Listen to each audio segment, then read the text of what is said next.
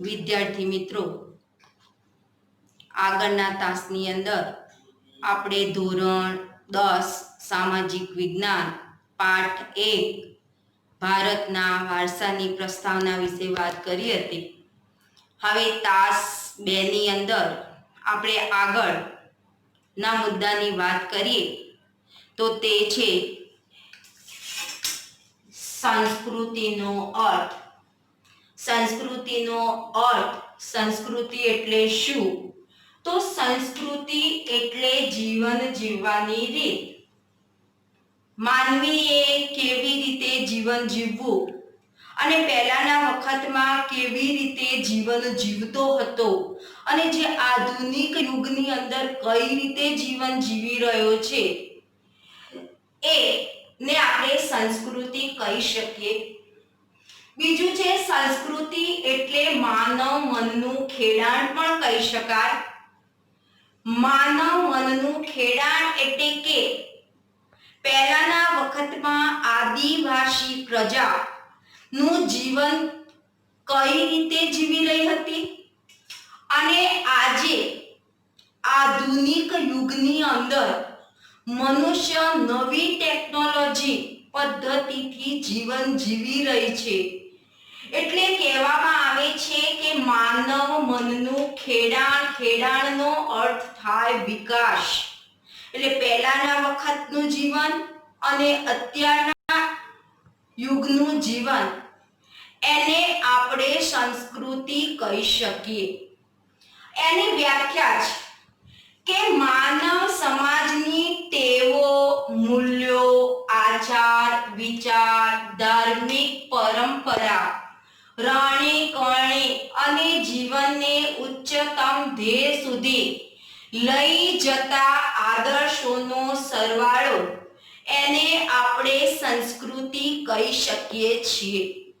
એટલે કે વ્યાખ્યા આપણે સમજીએ તો માનવ સમાજની ટેવો કે પહેલાના વખતની અંદર માનવી જ્યારે સમાજમાં હતો ત્યારે તેની ટેવો, પછી એના મૂલ્યો શું હતા, એના આચાર વિચારો કેવા હતા, એની ધાર્મિક પરંપરાઓ કેવી હતી, એની રહેણી કરણી કેવી હતી, અને આ બધાને એણે જીવનમાં ઉતારી અને ઉચ્ચ ધ્યેય સુધી એને લઈ જવા માટેનો જે પ્રયત્ન કર્યો છે એને આપણે સંસ્કૃતિ કહી શકીએ છીએ.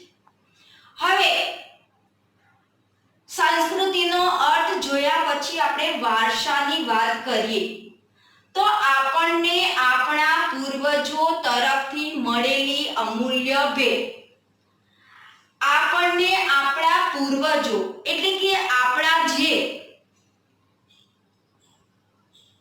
મરી ગયેલા જે પૂર્વજો છે, જે પહેલાના વખતની અંદર પૂર્વજોએ આપણને જે કંઈ અમૂલ્ય ભેટ આપી છે એને આપણે વારસો કહીશું.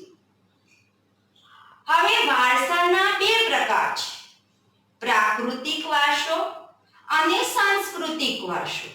આપણે પ્રાકૃતિક વારસાને કુદરતી વારસો પણ કહી શકીએ અને સાંસ્કૃતિક વારસાને માનવ સર્જિત વારસો પણ કહી શકીએ. તો પહેલું આપણે જોઈએ કે પ્રાકૃતિક વારસો એટલે કે કુદરત તરફથી મળેલા જે અવશેષો છે એને આપણે કુદરતી વારસો અથવા પ્રાકૃતિક વારસો કહીશું. સાંસ્કૃતિક વારસો એને માનવ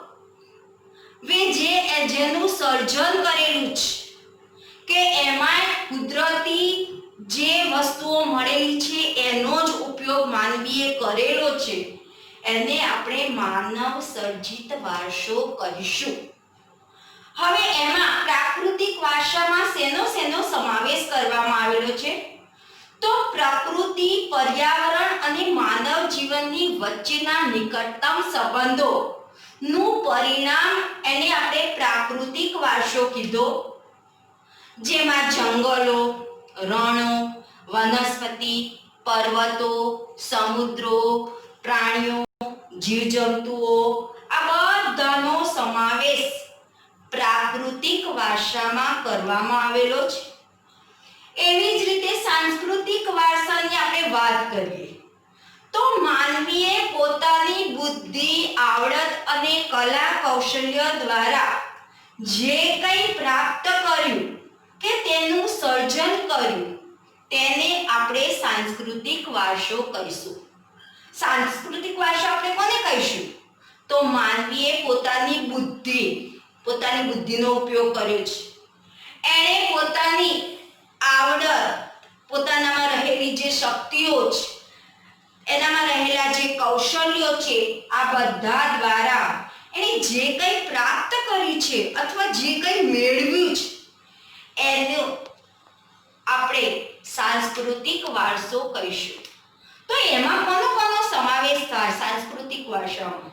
તો રાજમહેલો, કિલ્લા, મસ્જિદો, મકબરા, ચૈત્યો, વિહારો, ઘુમટો અને ઐતિહાસિક સ્મારકો આ બધાનો સમાવેશ સાંસ્કૃતિક વારસામાં કરી શકીએ. હવે તમારે બોર્ડની પરીક્ષાની અંદર આ 2 માર્ક્સના પ્રશ્નમાં પૂછાય છે કે કુદરતી અથવા પ્રાકૃતિક વારસો અને સાંસ્કૃતિક વારસાનો તફાવત જણાવો. તો તમારે પ્રાકૃતિક વારસો અને સાંસ્કૃતિક વારસાના તફાવતની અંદર આટલું તમારે લખવું પડે. એની વ્યાખ્યા લખવાની અને એના ઉદાહરણો લખવાના. બંનેમાં આ 2 માર્ક્સનો પ્રશ્ન તમારે પરીક્ષાની અંદર પૂછાતો હોય છે. તો આ વાત કરી આપણે પ્રાકૃતિક વારસો અને સાંસ્કૃતિક વારસાની વાત કરી. આગળ આપણે વારસાના 2 ભાગ જોયા, એક પ્રાકૃતિક વારસો અને સાંસ્કૃતિક વારસો. હવે એના આપણે પ્રાકૃતિક વારસાના 4 ભાગ જોઈએ. 1 ભૂમિ દ્રશ્યો, 2 નદીઓ, 3 વનસ્પતિ જીવન, 4 વન્ય જીવન. એમાં પહેલું આપણે જોઈએ કે ભૂમિ દ્રશ્યો. તો ભૂમિ આકારો ધરાવતા અનેક ભૂમિ દ્રશ્યોનું સર્જન આપણે જોવા મળેલ છે. જેનો ઉદાહરણ તરીકે આપણે હિમાલયનો પર્વત કહી શકીએ. હિમાલયનો પર્વત એ ભૂમિ આકારનો એક ભાગ જ છે. એમાં આગળ આપણે વાત કરીએ તો હિમાલય વિશે જ વાત કરીએ તો હિમાલયમાં અનેક પ્રકારની ઉપયોગી વનસ્પતિ, ખનિજો, પશુ, પંખીઓ અને શિખરો બરફથી છવાયેલા આપણને જોવા મળેલા છે. બીજું કે તેનાથી મોટી નદીઓ બારેમાસ પાણીથી ભરપૂર રહે છે. તમને ખબર છે કે હિમાલયમાંથી મોટા ભાગની નદીઓ એ નીકળે છે અને એ નદીઓ એ હિમાલય બરફથી છવાયેલો હોવાથી એ નદીઓનું ત્યાં સર્જન થયેલું આપણને જોવા મળેલું છે. બીજું કે હિમાલયની તળેટીમાં તરાઈના જંગલો પણ જોવા મળે છે. હિમાલયની જે તળેટીવાળો વિસ્તાર છે, જે જમીનવાળો વિસ્તાર, ત્યાં તરાઈના જંગલો પણ જોવા મળેલા છે. બીજું કે હિમાલયમાં અમરનાથ, કેદારનાથ, બદ્રીનાથ જેવા યાત્રાધામો આવેલા છે. નંદાદેવી જેવા શિખરો પણ ત્યાં આવેલા છે. ભારત માટે હિમાલયનું મહત્વ ઘણું જોવા મળે છે. કારણ કે તમને ખબર છે કે હિમાલય એ ભારત માટે એક સૌથી મહત્વનું છે. કારણ કે ભારતની ઉત્તરે જો હિમાલય ન હોત તો હિમાલયથી ભારતને ઘણું સહન કરવું પડે. એટલે હિમાલય ભારત માટે સૌથી મહત્વનો પર્વત ગણવામાં આવેલો છે. વિદ્યાર્થીઓ, આપણે પહેલું જોયું ભૂમિ દ્રશ્યો. હવે બીજા નંબરમાં આવે છે નદીઓ. તમને ખબર છે કે નદીઓ મનુષ્યના જીવનની અંદર ખૂબ ઉપયોગી છે અને મનુષ્યના જીવનની સાથે સાથે ઉદ્યોગોની અંદર પણ ઉપયોગી છે. એટલે નદીઓને લોકમાતા ગણવામાં આવેલી છે.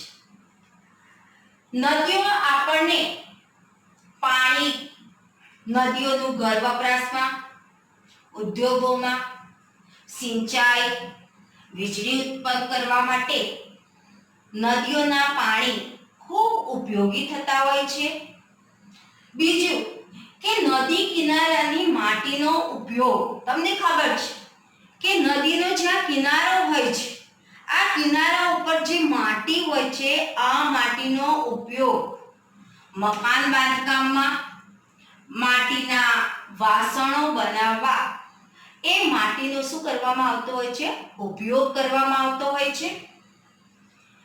બીજું કે ભારતીય સંસ્કૃતિના વિકાસ, તમને ખબર છે કે આગળના મુદ્દાની આપણે ચર્ચા કરી એમાં જોયું હતું કે ભારતની સંસ્કૃતિનો વિકાસ કઈ નદીના કિનારે થયો છે?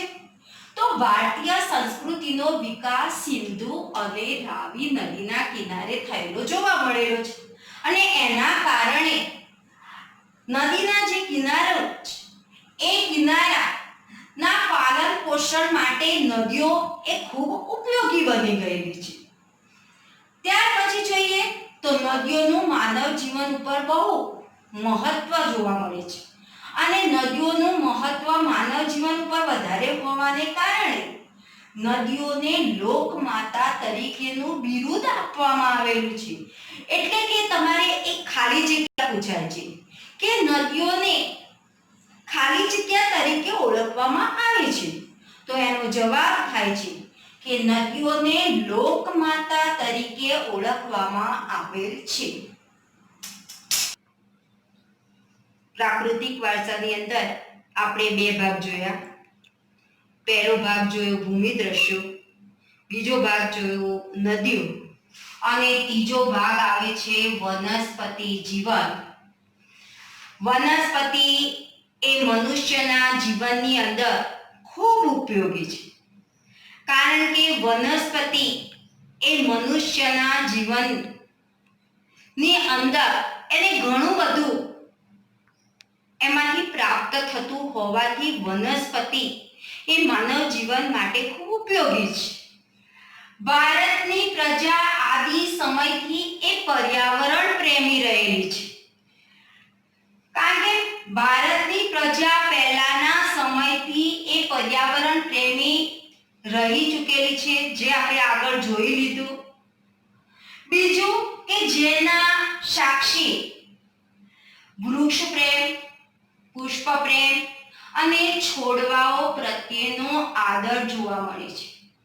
તમને ખબર છે કે ઘણા લોકો વૃક્ષોને ખૂબ કાળજી લેતા હોય છે.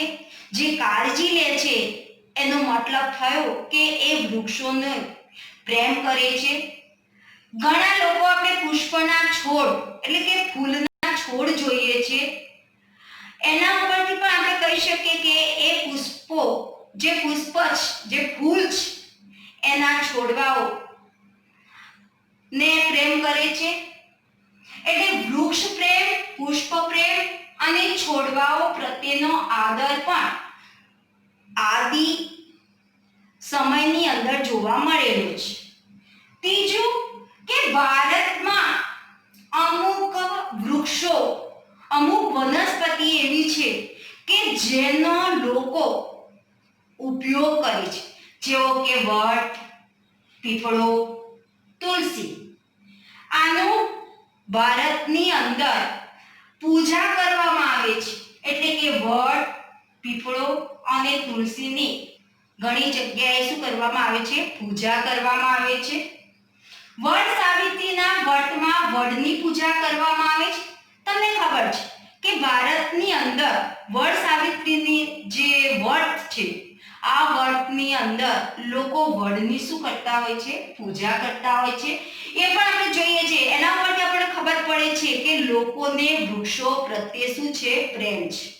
બીજું કે હરડે, આમળા, બહેડા, કુંવરપાઠું, અરડું, લીમડો વગેરે ઔષધિ તરીકે ઉપયોગ થાય છે.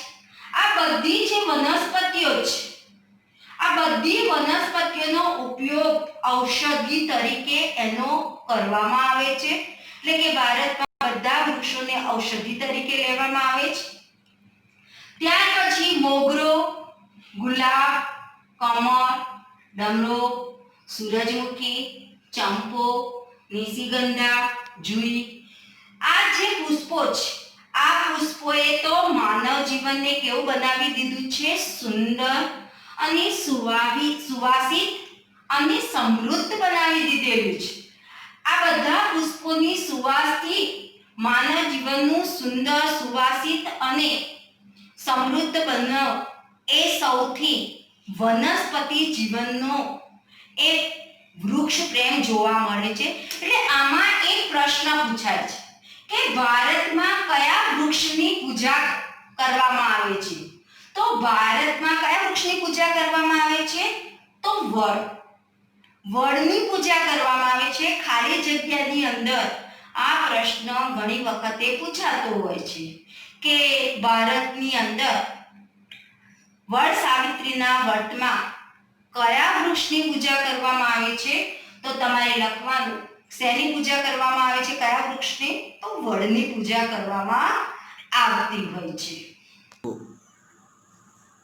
ત્રીજા ભાગની અંદર આપણે વનસ્પતિ જીવન વિશે વાત કરી. હવે ચોથો આવે છે ભાગ વન્ય જીવન. જેટલું વનસ્પતિ નું મહત્વ ભારતમાં છે એટલું જ મહત્વ વન્ય જીવોનું પણ રહેલું છે. જેમ કે પ્રાચીન સમયથી ભારત પ્રકૃતિ પ્રેમી હોવાની સાથે સાથે પ્રાણી પ્રેમી પણ છે. જેમ મનુષ્ય પ્રકૃતિ પ્રેમી છે એની સાથે સાથે એ પોતે પ્રાણી પ્રેમી પણ છે. એ આપણે આની અંદર આપણે જોઈશું. હવે ભારતમાં વાઘ, સિંહ, હાથી, ગેંડા, ચિત્તો, શિયાળ, રીંછ, હરણ, અજગર, સાપ આવા પ્રાણીઓ ભારતની અંદર મોટા ભાગે જોવા મળતા હોય છે. વિશ્વમાં એશિયાઈ સિંહો માત્ર ફક્ત ને ફક્ત ગુજરાતના ગીરના જંગલોમાં જ જોવા મળે છે. એ તો તમને ખબર છે કે વિશ્વમાં એશિયાઈ સિંહો ફક્ત માત્ર તમે જુઓ છો કે આપણા ગુજરાતનું જે ગીર અભયારણ્ય છે, આ ગીર અભયારણ્યની અંદર આ સિંહોની સંખ્યા આપણને ત્યાં જોવા મળતી હોય છે. આથી તો સિંહોનું ગીર એ અભયારણ્ય ગણવામાં આવે છે અને એ આપણને બતાવે છે કે આપણા દેશનું એ પ્રાણી આપણા માટે કેટલું મહત્વનું છે. પછી જોઈએ કે આપણી ધાર્મિક માન્યતાઓમાં લોકોએ કેટલાક પ્રાણીઓને દેવદેવીઓના વાહન તરીકે સ્થાન આપવામાં આવેલું છે. તમને ખબર છે કે આપણી જે ધાર્મિક માન્યતાઓ છે એ માન્યતાઓની અંદર લોકોએ આપણા જે દેવદેવીઓ છે, આપણા જે માતાજી કહીએ છીએ, એ માતાજીના વાહન તરીકે કેટલાક પશુ પક્ષીઓને શું આપવામાં આવ્યું છે? તો સ્થાન આપવામાં આવ્યું છે. એ પણ આપણને બતાવે છે કે આપણા દેશ માટે પ્રાણીઓનું મહત્વ કેટલું છે. ત્યાર પછી જોઈએ કે આપણી રાષ્ટ્ર મુદ્રામાં પણ 4 સિંહ આપણને જોવા મળેલા છે. ત્યાર પછી ઘોડો અને બળદ આ બંનેને પણ એમાં સ્થાન આપવામાં આવેલું છે. એટલે કે આપણી રાષ્ટ્ર મુદ્રામાં પણ 4 સિંહ, ઘોડો તથા બળદની આકૃતિ મૂકીને તેનું મૂલ્ય બતાવ્યું છે. અને આ મૂલ્ય બતાવ્યા ઉપરથી આપણે કહી શકીએ કે ભારતના લોકોને પ્રાણીઓ પ્રત્યે કેટલો પ્રેમ છે. બીજું કે વન્યજીવોના રક્ષણ માટે અભયારણ્યો બનાવી તેમના જીવનની સુરક્ષા માટે જુદા જુદા કાયદાઓ ઘડવામાં આવેલા છે. તમે જુઓ છો કે આપણા વન્યજીવોના રક્ષણ માટે આપણા જે પ્રાણીઓ છે, જે જંગલના પ્રાણીઓ છે, આ જંગલના પ્રાણીઓના શિકાર ઉપર કેટલોક પ્રતિબંધ મૂકવામાં આવેલો છે અને આ પ્રાણીઓ પોતે સુરક્ષિત રીતે રહી શકે, મુક્ત રીતે રહી શકે, મુક્ત રીતે હરી ફરી શકે એ માટે એમના માટે શું બનાવવામાં આવેલા છે? અભયારણ્યો બનાવવામાં આવેલા છે. અને આ અભયારણ્યમાં જે પ્રાણીઓ મુક્ત રીતે હરી ફરી શકે છે, એમના ઉપર કોઈ આપત્તિ ન આવે એ માટે સરકારે એમની સુરક્ષા માટે શું બનાવેલા છે? કાયદાઓ ઘડેલા છે. તો આમ પ્રાકૃતિક વારસો કે જેને આપણે કુદરતી વારસો કહીએ છીએ, એમાં આપણે 4 ભાગ જોયા. પહેલો કયો ભાગ જોયો? તો ભૂમિ દ્રશ્યો. બીજા નંબરમાં જોયું નદીઓ, વનસ્પતિ જીવન, અને ચોથા નંબરમાં જોયું આપણે વન્ય જીવો. તો આ 4 ભાગની આપણે વાત કરી. હવે બીજો વારસો આવશે જે છે સાંસ્કૃતિક વારસો. સાંસ્કૃતિક વારસો ભારતમાં આર્યોથી શરૂ કરીને શકો, સત્ર, કુષાણ, હું, ઈરાનીઓ, તુર્કો, આરબો, મુગલ પારસીઓ, અંગ્રેજો, ફ્રેન્ચો, આ બધી જુદી જુદી પ્રજાતિઓ ભારતમાં આવી. આ બધી પ્રજાતિઓ ભારતમાં આવી. આ બધી પ્રજાતિઓ વચ્ચે થયેલા આદાન પ્રદાનથી ભારતીય સંસ્કૃતિ કેવી બની ગઈ? સમૃદ્ધ બની ગઈ. એટલે કે આ બધી પ્રજાઓ એકબીજા સાથે હળી ભળી જવાને કારણે જુદી જુદી સંસ્કૃતિઓનો શું થયો? વિકાસ થયો. અને આ વિકાસને કારણે મોટા ભાગે નવી નવી સંસ્કૃતિઓ ઉત્પન્ન થતી આપણને જોવા મળી. 5000 વર્ષ પ્રાચીન શિલ્પ સ્થાપત્ય કળાઓ પણ જોવા મળેલી છે. સિંધુ ખીણની સંસ્કૃતિના પુરાતત્વ અવશેષોને ગણી શકાય તેવી દેવ દેવીઓની પ્રતિમાઓ, શિલ્પો, પશુઓ, રમકડા તેમજ દાઢીવાળા પુરુષનું શિલ્પ અને નર્તકીનું મૂર્તિ પણ આપણને એમાંથી જોવા મળેલી છે. એટલે કહેવાનો મતલબ કે સિંધુ ખીણની જે સંસ્કૃતિ છે અને આ સંસ્કૃતિના નદી કિનારે જે સિંધુ નદી છે એ કિનારેથી કેટલાક પુરાતત્વ અવશેષો જે મળી આવ્યા. આ અવશેષોમાં શું મળી આવ્યું?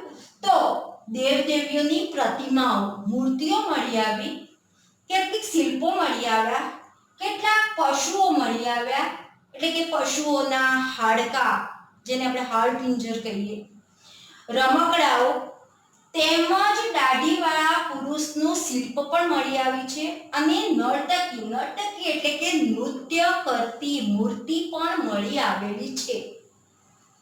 ત્યાર પછી જોઈએ કે સારનાથની ધર્મચક્ર પ્રવર્તવાળી મહાત્મા ગૌતમ બુદ્ધની પ્રતિમા અને રાષ્ટ્રકૂટ રાજાઓના સમયની ઇલોરાની ગુફાઓ નિહાળતા આપણને આપણા સાંસ્કૃતિક વારસો આપણને યાદ આવે છે.